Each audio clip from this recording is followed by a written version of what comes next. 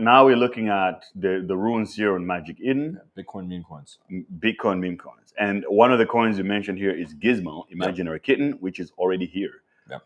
And it's 1, 2, 3. Is it the fourth largest runes or no? So that's well, I think it's like maybe the fifth largest by market cap. By market cap, yeah. That I think how it currently is by default is by volume. Volume, right? In daily volume, right. Yeah, 1 day volume. Yeah. So it flipped RSIC already. That's crazy. Yeah. I mean, RSIC you could see. So RSIC is number 4 in total market cap. Yeah.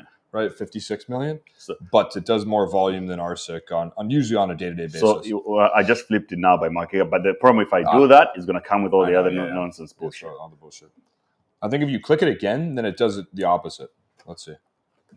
Do it one more time. No, I guess not. No, yeah. The filters are kind of shit. But anyways. But I'll just do it based on the daily volume. Yeah.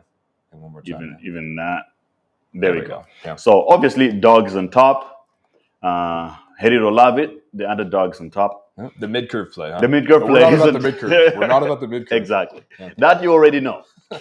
And then you got Pop's World Peace, of course, and then which we also discussed on this channel. Yep. And then we got $1 billion cat, and then you got Gizmo. So out of all those, you like the Gizmo one. I do.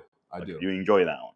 I really like it a lot. I think the community, it's only 2 months old. And it's $25 million market cap. Yeah. And it's topped out at sort of, $60 million or so. Right. At market cap. And so I think obviously I think you're going to eventually have Murad on. Yeah. Right. One of his core things is is the community still strong after more than 50% drawdowns? Yeah. And that's where we're currently at, as many other runes are as well. I mean, you had, just looking at this list, you had $1 billion cat that topped out, I think, at $150 million market cap weeks ago. Pups also, I think, reached 300 million or something. Yeah. Dog has been the most maybe stable, you could argue. Right. I think reaching a $970 or $980 million market cap.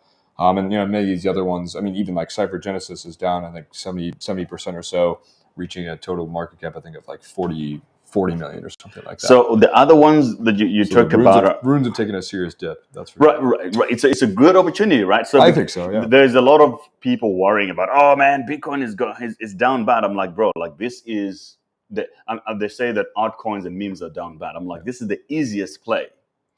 Now I'll ask you about Mudang very soon. Because I have to sort of Mudang peel you a little bit. Hippo peel. I'm ready to be peeled. Man. Yeah, you need to get hippo peeled. So the other one you mentioned here, because I'm a big rune believer and enjoyer, but a lot of the new stuff have been fading on it because most of the tickers on runes have been very weak. They are very weak. Yeah, definitely. In comparison to Solana, yes. Right. I would say so. So you say it's Cypher. Yep, Cypher. Yeah, it was one of those. And Cypher is, I didn't even know that there's an AI play in runes. That's crazy. There's only a few, really. There's really only a few, right? In comparison to Solana. And it's the same grift, like they're just AI agents tweeting shit? Exactly. Yeah. Okay. So market cap is 9 million. Yeah. This is smaller than Gizmo. Yep, it is. How old is this one? Is this more newer? This one is about almost 2 months old or so. Right. So it's around the same time, roughly. Yeah, roughly around the same time. Topped out at like $40 million market cap or so. But I would say this is considered really to be the top AI agent coin on Bitcoin. In my opinion. Okay. Yeah. It has the most holders. Of course, has gone to the largest market cap. Et cetera, et cetera.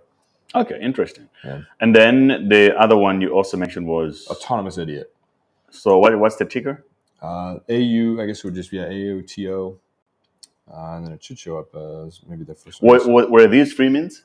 Yeah, all of these are free mints. Okay, so here's the thing. Interesting, right? Then how I would want you to give a little bit of game on how many airdrops have you made, or like how much free money have you made in, let's say, airdrops or free mints in Bitcoin as compared to, because a lot of people here are watching, they're like, they hunt airdrops, they do all these games and all that, but they never get as much as what people in the ordinary, like I made 6 figures in ordinals, maybe more, because of the airdrops. Now, actually, maybe 7 figures if you add in the. There is not your face in the stream. Yeah, we know. Okay.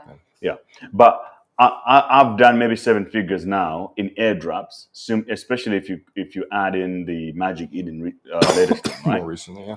Like, I don't understand why people fade on it. Can you give a little bit of insight of how the ordinals are I tell the audience that the biggest opportunity in crypto, meme coin, whatever, is the Bitcoin ecosystem because of how the tokens are born. Yeah.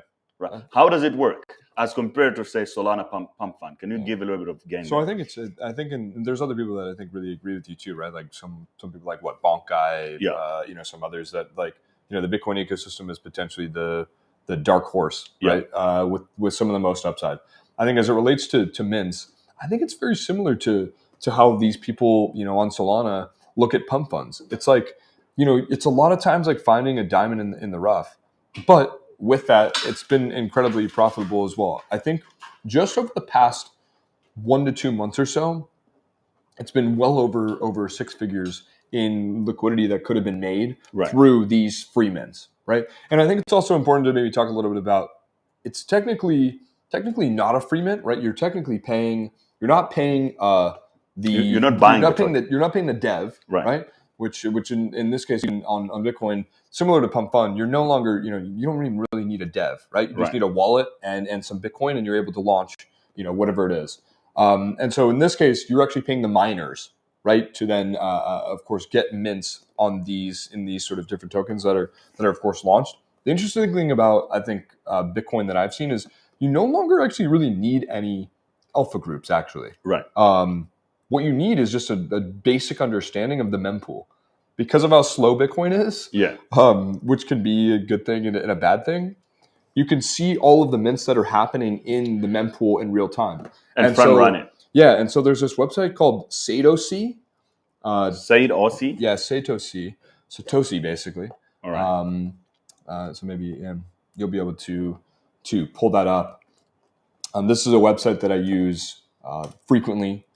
Satoshi? Yeah, that's like this here. Basically. Satoshi.xyz. Right. Yep. Satoshi. Just give us a second. Chat. We'll pull it up. Yeah. And this basically allows you to sort of see what's happening or what's minting in the mempool right now. Yes. And so I'll frequently have this tab up on my computer, looking at what the hell is sort of minting. Right. Then from there, you can sort of like click on a specific ticker or whatever it is. Like let's just say you go there. Yeah. And then they make it easy. On the left there, you can just search on Twitter. Like you click that Twitter button and it searches for you on Twitter. You can see if people are talking about it at all, if it looks interesting, all that sort of shit.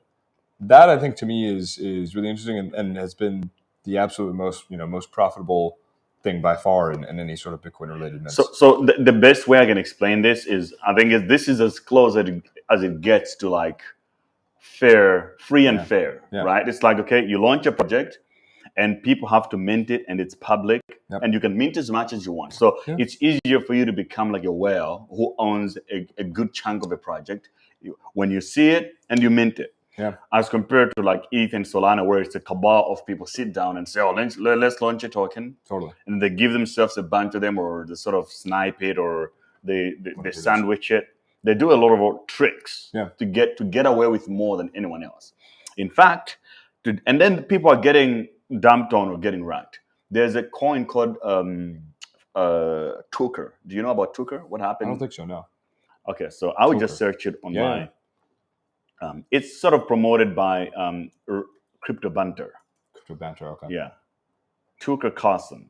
I saw this news when I was I just saw the drama here, right? And people are like, oh, this is who you're trading against. I think Ran dumped on everybody, right? And then there was like WhatsApp calls and Telegram discussions leaked. And then now people are sort of sharing this across.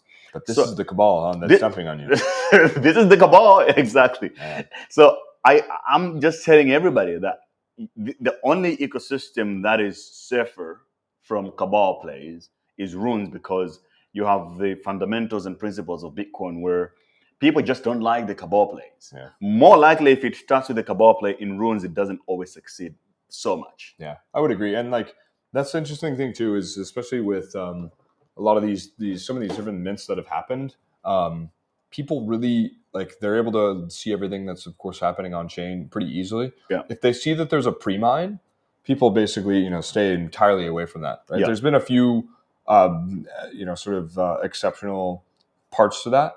But most of the time people are in the Bitcoin ecosystem, I think also a little bit older. Yeah. Like actually, are a little bit older than on Solana ecosystem, where it's like maybe 14-year-olds.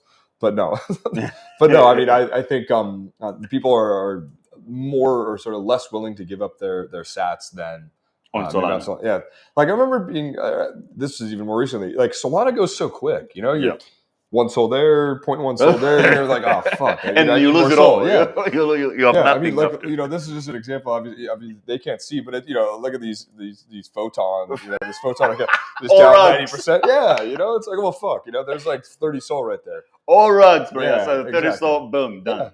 Exactly. That's all in a day's work, right? It's not much, but it's honest work. But it's like in the only place that I've spent the least amount of time and gotten a lot more for me is in the Bitcoin eco. I liked it. I epped into a couple of frogs at the beginning and I fell in love with those and I bought more. And then the airdrop just kept on coming. Yeah. It never stops. Yeah. And because it's a less competitive meta, you have a lot more to gain than say, I see like Ton ecosystem has a lot of these all airdrop and incentives, but you never get anything tangible because you got millions of people in it. Yeah. Whereas with a lot of the Bitcoin plays, you got 8,000 holders. Yeah. So if you do an airdrop to a specific collection, it's like you airdropping to 8,000 people. Yeah.